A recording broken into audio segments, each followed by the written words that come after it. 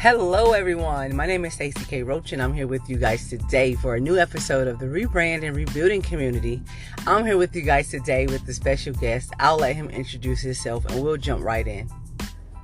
My name is Kevin Palmieri. I am the co-host, the co-founder, and the CFO of Next Level University. We are a global top 100 podcast with over 1,000 episodes, listeners in 125 plus countries, and we have over 600,000 downloads as of today. And I'm very blessed to be able to do that for a living because at one point that was just a dream for me. So I'm very grateful that I get to do that, and I try to remain grateful every single day, especially when it gets challenging, which it obviously does.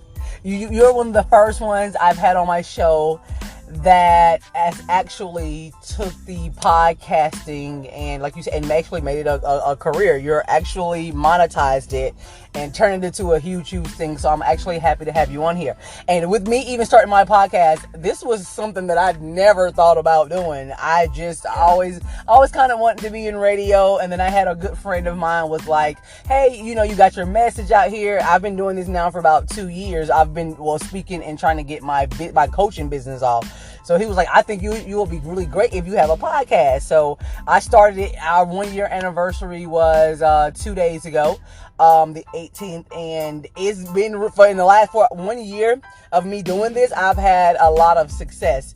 And I've been having a lot of people come to me and was like, I just want to be on the podcast and I want to, get my message across and get my story across. And I was like, wow, I really didn't think it was going to grab a lot of people's attention. I was actually not for it. I was like, I'm not starting a podcast. I'm not going to do that. And he was like, I really think you should start a podcast. You have the best voice. I think you'll be really wonderful at doing it. And I'm glad I did. I'm glad I took his advice. So how did you get started in podcasting? Like what made you...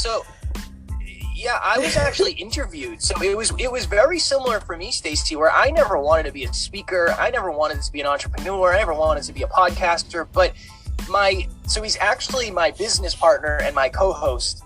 He had a podcast where it was kind of just like a YouTube channel is really what it was. There was no microphones. It wasn't really a podcast. But he said, I'd love to have you on and we can talk about fitness and we can talk about mindset and we can talk about positive thoughts and all that. And I said, all right, cool. That sounds good. I don't know if I'm going to be able to add any value because I don't really know what I'm talking about, but let's give it a shot and see what happens. And I went on, it was an hour and a half and it was Alan, his name's Alan, myself and one of our other friends. After the interview, Alan went to the bathroom and I said to my other friend, Andrew, I said, imagine if you could do that for a living. We just podcasted for an hour and a half. And it went by in what seemed like 5 minutes. If I could do that every day forever, that would be the best. And he said, well, you can. I mean, there's people out there that do it. And I said, okay, interesting. So I went home, I got on Google, I got on YouTube, and I figured out what exactly do I need to start a podcast. I ordered a mic, I ordered a mixer, I ordered everything I needed. And then I created a podcast called the Hyperconscious Podcast shortly thereafter. And eventually that turned into where we are today. But very similar to you, Stacey, it was because somebody else suggested it in a way. I never planned it. That was never a goal of mine in the beginning. Yes, I totally understand that. So what about Next Level University? Could you tell me a little bit more about that? Yeah. Next Level University, while it's the name of our podcast, it's also our entire business. So a lot of people, and I don't have anything against this, it's just not the way we did it, but a lot of people start businesses and they're starting a business to make as much money as possible. We started a business to impact as many people as possible. So the way our business is set up is if you're somebody who is new to self-improvement, you're new to trying to become self-aware, our podcast does 7 episodes a week. So we do an episode every single day. That way you have somewhere to go where you can learn and get a little bit better every single day. And maybe you're not at the point financially where you can afford coaching. Totally fine. Just listen to the podcast. That's a great place to start. And then from there, it's like we have different levels of coaching. So maybe you're somebody who has never had a coach. Maybe doing group coaching is a great place to start because it's cheaper and it's less of a commitment. And then it just continues moving up from there, where if you feel like you're ready to get to the next level of your life, we have some sort of product or some sort of service for that. But I really think for us, Stacy, it starts with the podcast, because that's where we spend a lot of our time. That's where we get to know, and our listeners get to know us. And really, that's the best example of what we believe and what we're trying to accomplish in the world. But we have a large business under the podcast, and it is all for the community. It's how do we help as many people as humanly possible, and how do we help them get from where they are to where they want to go, and not pushing people to places that they don't want to go. Yes, I love that. Like you said, I just like that. Like you said, it's not only our podcast, it's the entire business. Is the business, and you guys are out there, you know, trying to impact the most people instead of getting the most money. And that's where I'm actually glad I heard you say that, because with my coaching services, like I said, I've been doing this now for about 3 years, and even before I became a life coach, I help so many people start their businesses, help them with their business plan, even helping them get a job and do their resume for them, like in cover letters. So I've been helping people for a while, but I wasn't getting paid for it. And I was just like, you know what? I do want to get paid, but I still want to help people. And that's what the whole podcast. And when he gave me that idea, I was like, you know what? I'm going to build my business around this podcast. Because like I said, I just have my coaching program built around the podcast, and then also a lot of volunteer services that we do. We offer a lot of resources, food and housing. Like myself, I was homeless. I went through my divorce 2 years ago. My ex-husband kept the house, he kept the kids. I did not know I didn't want to be at that house. I did not want to be in that. I was living in South Carolina, maybe not even an hour away from Charlotte, North Carolina. And I was just like, I really didn't want to be here. Even before we married, I didn't want to be there. And I was like, okay, you're going to stay here with the kids while I get to go off and kind of find myself. I got pregnant and had my first child at 15 years old. I was a kid. I got married, basically, you can say at 18 years old. I got married really early. I didn't know myself. So I took that upon myself to go out and you know, on that journey to find myself. And yeah, it did lead me to be homeless. I did not have to be homeless. That was something that I kind of chose to do, because I needed to learn how to be self-sufficient. I didn't know how to take care of myself. I'd always had from with my parents, my grandparents, when they passed, my parents did what they could do. And then from there, having a child, being a child, and then getting married. And I never really knew how to take care of me. How could I take care of anyone else? So I wanted to be the best for my sons, and from here on out. So I that was a step that I had to do. So I help other people find housing programs in their area, food banks, places they can, where, like I said, free resources where they get food and clothing and things like that. Like that's the you know, charity part of it. But then I also with the podcasting, we do, you know, I don't do an episode every day. I love that. Now that's commitment. That's determination. I got to get there. So I'm still working my way up. I do see, like you said, you went through something similar where you had it all, and then just one day, you know, like you said, you had contemplated suicide. How did that come about? Yeah. And thank you so much for sharing all that. And that, I think that helps me get to know you at a deeper level as well, which is wonderful. I was in my mid-20s, and by all outside standards, I had all markers of success. I had a high income, a sports car. My girlfriend was a model. I was in the best shape of my life because I had just done a bodybuilding show. Everything seemed like it was wonderful, but I was a very insecure, very fearful, just scared man. I just didn't have a lot of confidence, and I think that I assumed that if I could get really nice things and I could look a certain way, I would be more confident, or at least I would be looked at as more confident. Mm-hmm. And I ended up setting a goal to make $100,000. That was my goal. I wanted to make $100,000 at 26 with no college degree. And I ended up doing that. And that required me to spend 10 months out of 12 months on the road working at my job. I was in the construction industry. And when I realized that I accomplished quote unquote success and I wasn't happy, that was a really hard thing for me to realize, because I think I had all of this awareness at once of, okay, for the last 26 years, you thought that you wanted exactly what you got today, mm-hmm. and it didn't change a damn thing. And it's a lot of awareness to get all at once. And I kept working at my job, but at that point I had started the podcast, and it felt like I couldn't do both. It's really, really hard to be a consistent, valuable podcaster when you're always traveling. It's just a challenge. And I realized that my job that brought me the security, it brought me the money, it was also actually taking away from this new thing that I wanted to do. And I started calling out of work. I'd show up late. I'd leave the job early, but I didn't have the courage to leave because I didn't believe I could be a podcaster. And one morning, Stacey, I lived in Massachusetts at the time. We were working in New Jersey. I woke up at 5:15. My alarm went off. I sat up, slid to the edge of the bed. I was lacing up my work boots. And the best way to explain it is there was 10 televisions on in my head at the same time, and every single one was on a different station. And one was saying, you're stuck here forever. I know you want to leave, but where are you going to go? If you do leave, what will your friends think? You make more money than all of your friends. What will your family think? You make more money than most of your family. And do you really think you can be a successful podcaster? And the truth is, I didn't believe I could be a successful podcaster. And I felt so trapped. I felt so stuck, so hopeless, so helpless, that I felt like if I was to end my life, I would take my problems with me. And it was way more of an ideation than me having a plan or anything like that. It wasn't me planning it. It was more me feeling like, if this is the life I'm going to live, I do not desire to live it anymore.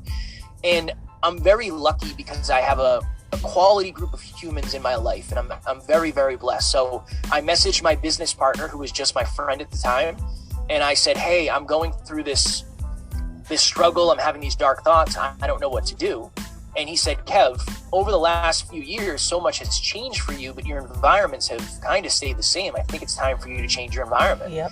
So 3 or 4 months later, I left my job and I went full time into what we're doing today. And this is the part where a lot of people's stories end. So they see, if you're listening, you might say, oh, Kev left his job, and then now they're successful and they have 1,000 episodes.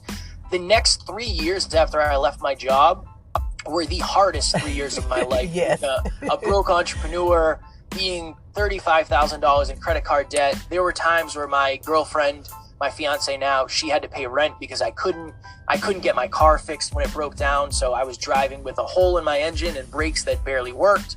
So behind any quote unquote success story, I believe that there is sacrifice, there is struggle, and there is suffering. And oftentimes people forget to add those in, and I don't want to do that. Well, you know what? I'm actually glad you said that. And I'm for people out there that will be listening, I'm glad you spoke that, because you can have it all. You can, like you said, to the world, it looks like you have it all and you're a success. But if that doesn't make you happy, you're doing everything you're doing for the world or for someone else. And people do contemplate suicide all the time. I just spoke with a young lady maybe a few days ago, and she's in a corporate 500 business and a company, and she's at the top of her game, but she's not happy. And she was talking about taking a bunch of pills. She tried to do that, and just somehow it didn't work.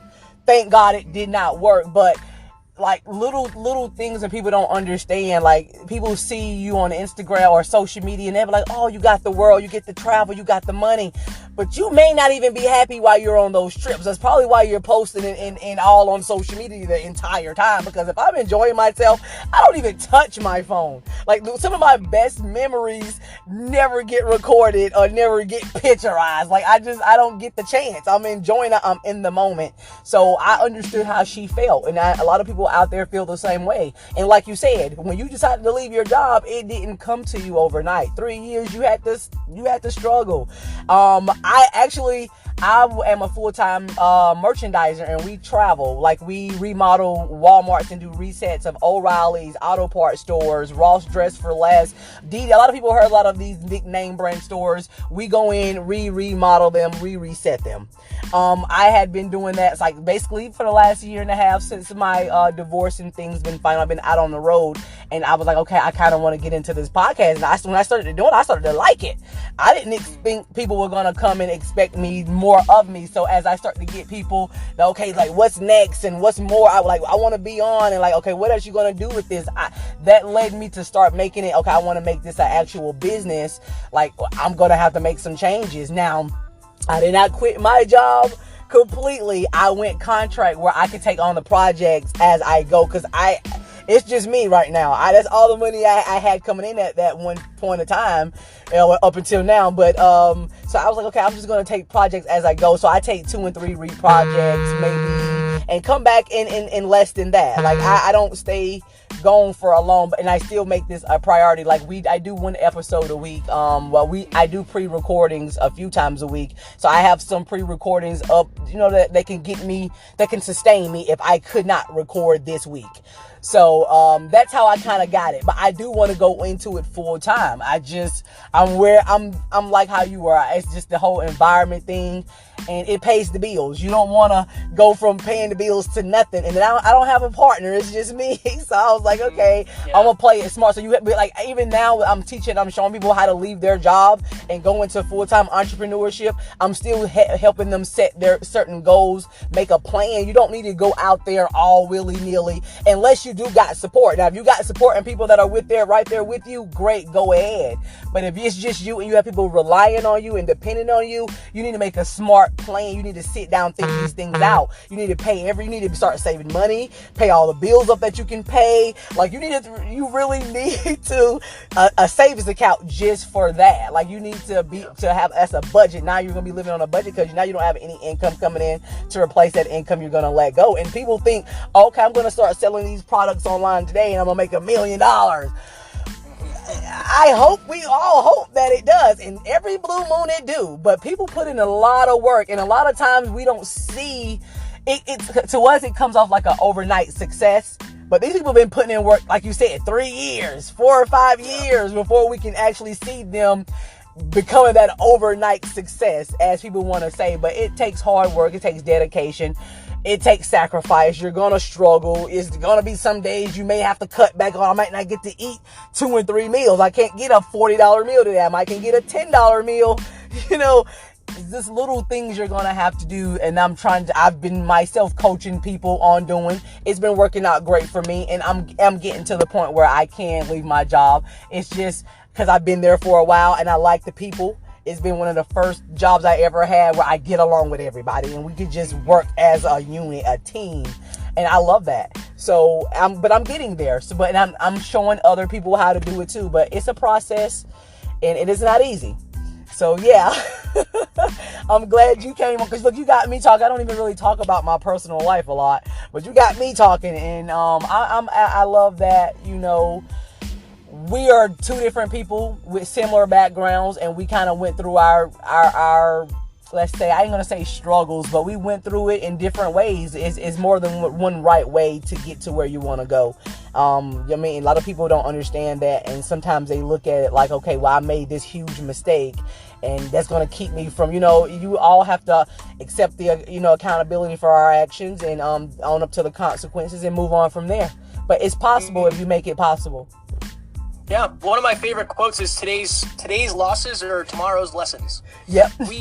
I've made so many mistakes, Stacey. Yeah, we've done 1,000 episodes, but that means I've made at least 1,000 mistakes. And I think there's the value in doing it because you learn and you get better and you grow. But there's also the value in doing it because you realize what works and what doesn't. And I think the more you do and the faster you do it, and I don't necessarily mean faster in terms of overall time, but just the quicker you start something, the quicker you learn what works and what doesn't. And then you can say, okay, well, I got to throw that away. That's not going to work. Okay, I'll do more of this. This is what's working. Mm-hmm. And then just to your other point, Stacey, that's a very important distinction and a very important understanding for people, is that everybody's journey should be different. I do not suggest anybody, and this is just from my perspective, I don't suggest anybody does what I do, leaves their 6-figure job and then starts a podcast with 0 money and then is broke for the next 2 years. I don't recommend anybody does that, because that was the most challenging thing I've ever dealt with. But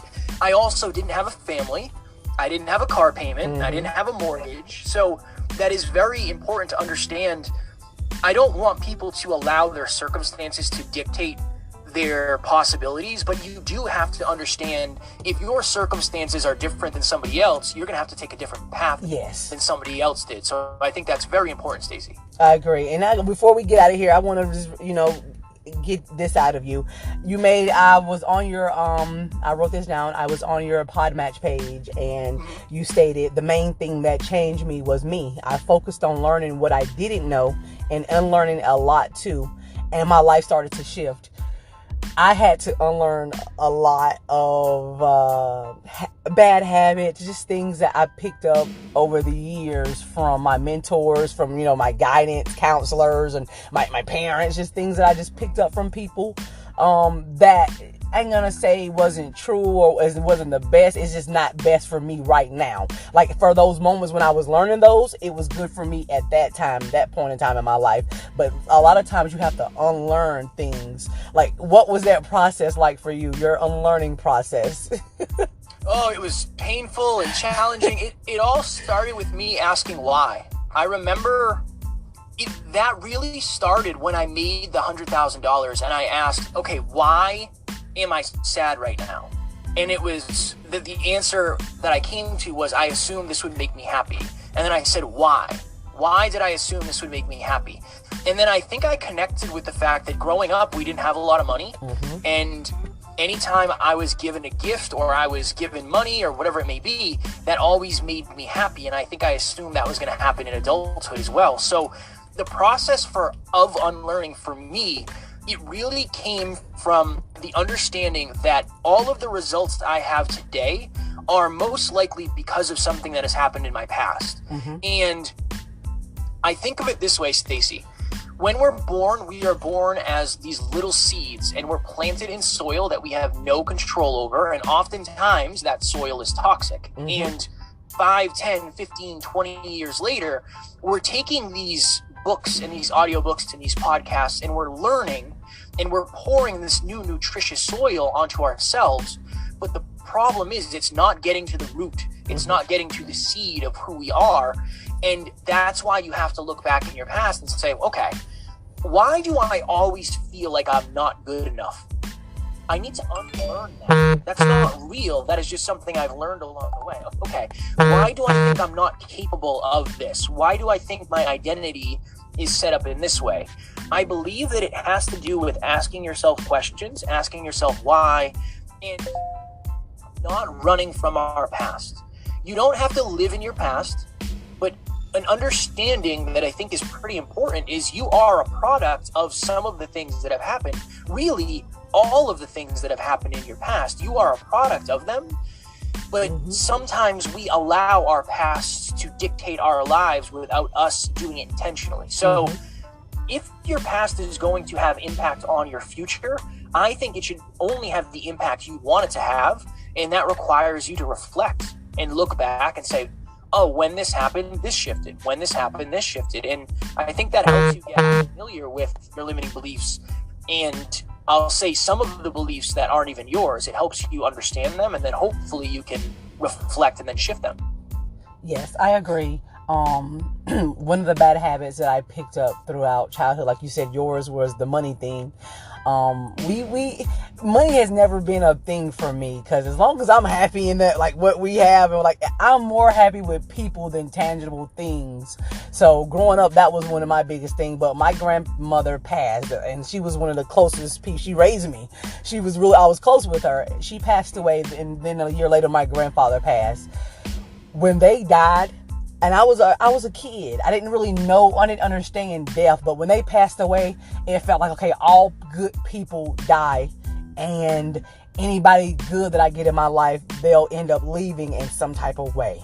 So my fear was never getting close to the right people that was trying to nurture me, help me grow, people that were, like I said, constructive criticism for my best. They were trying to help me grow, and I didn't see that. I would never get too close with people because I felt like, okay, they will always leave.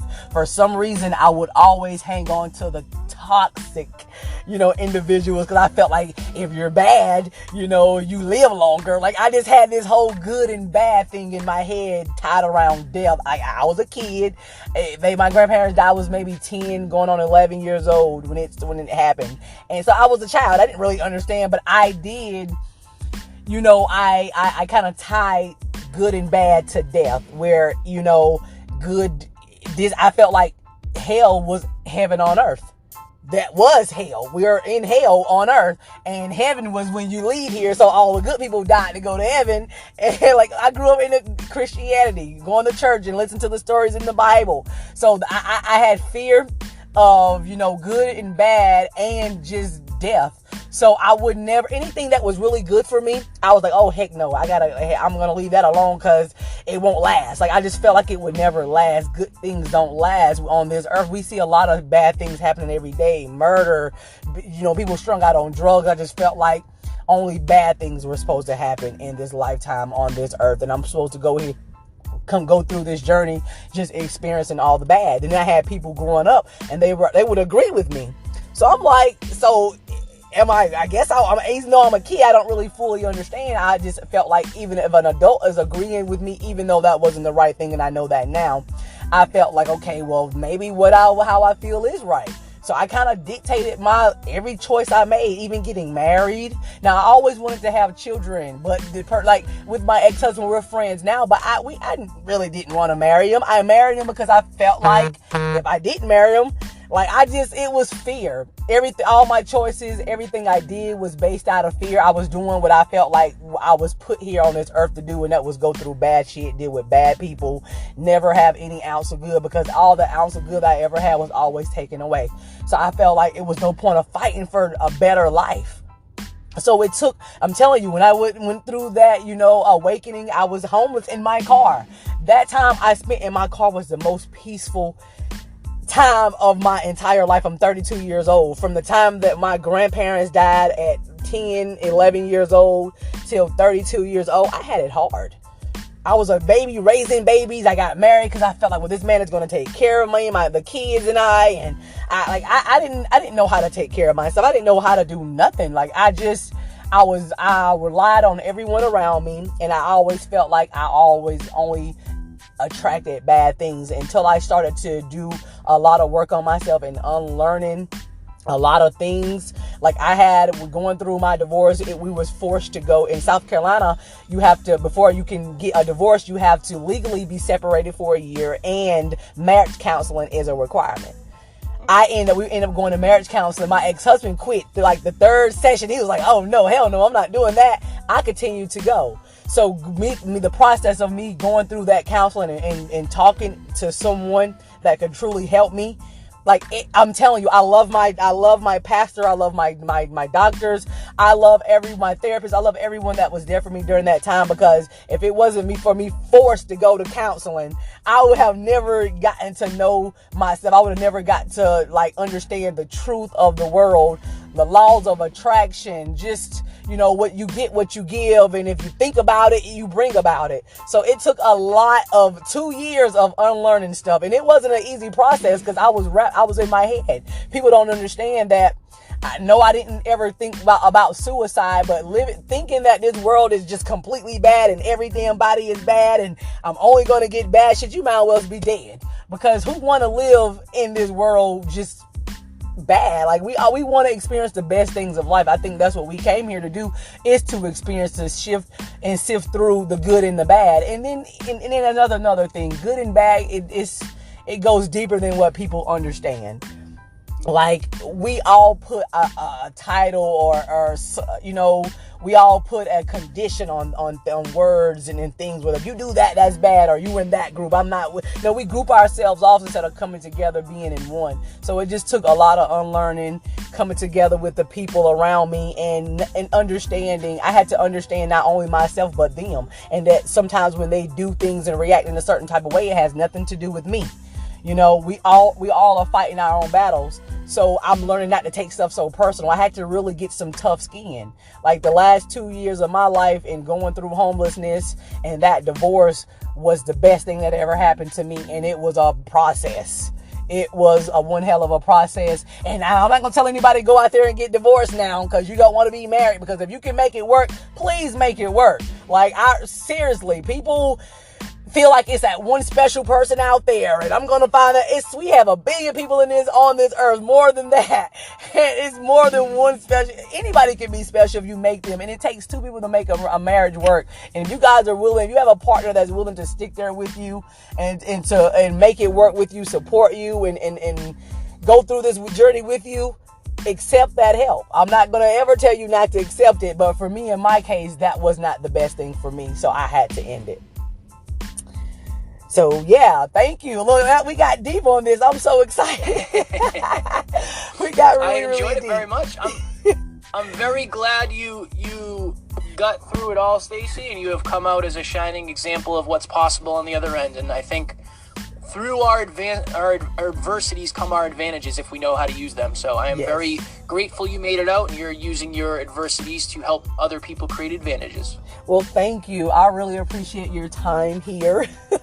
I hate that I had to record in my car today, but that's fine. We got it done. I'm gonna make it happen, and I gotta take some of your lead and get more consistent and be more persistent and do more episodes, reach more people. Well, you're definitely persistent. I don't think persistence is an issue, so that's 100% there. Look, I gotta commit to it. Just do it.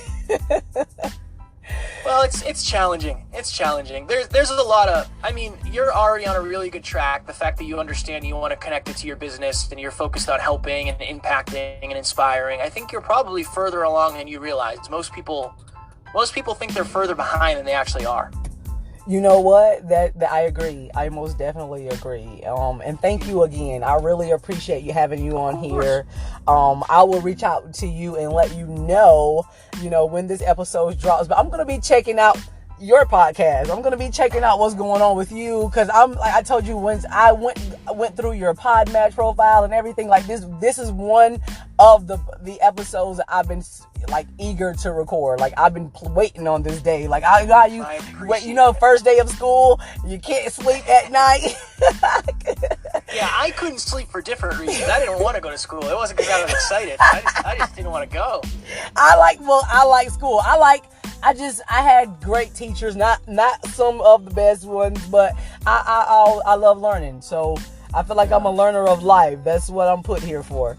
I love it. Stacey, I'm going to send you a link for a free call. I'll walk you through what we've done to grow our show. You can bring any questions you have about podcasting, and my goal would just be to add as much value as humanly possible.